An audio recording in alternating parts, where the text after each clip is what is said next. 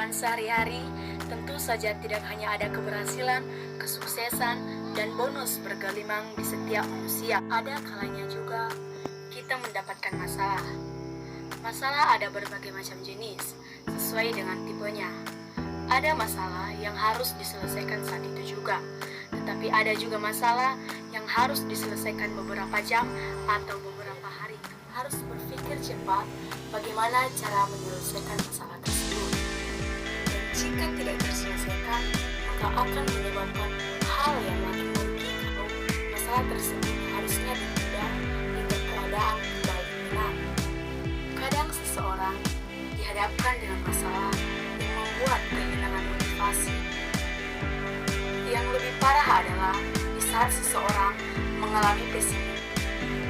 Yang ada tinggal keluhan, umpatan, hujatan yang bukan saja tidak menyelesaikan masalah, melainkan makin memperburuknya.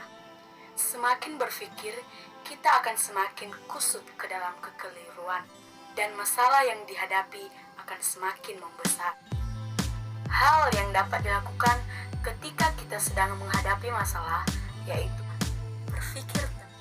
Setiap kali ada masalah atau keinginan yang tidak sesuai dengan keadaan, sering kali panik dan rasa khawatir timbul sehingga tidak berpikir. Solusi dan keputusan akhir juga seringkali tidak tepat.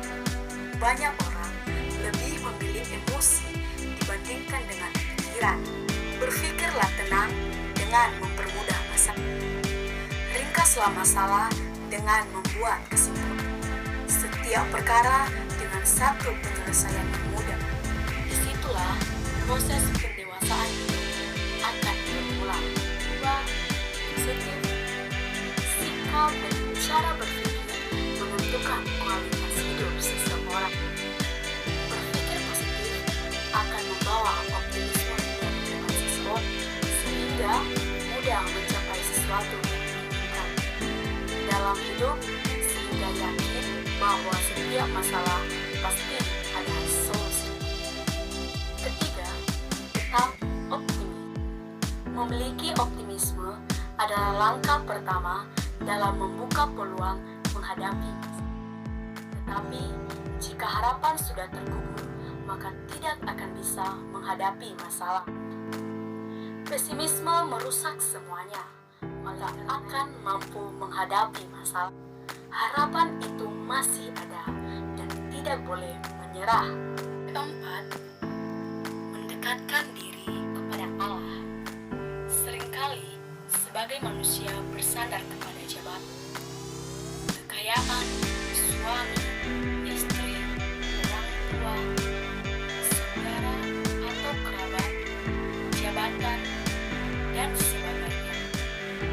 Namun, satu hal yang tidak kita sadari, kita seringkali bergantung kepada sesuatu tidak.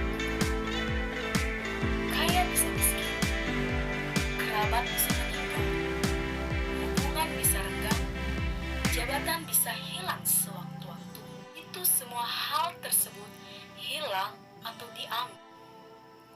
Kita akan kehilangan tempat bergantung.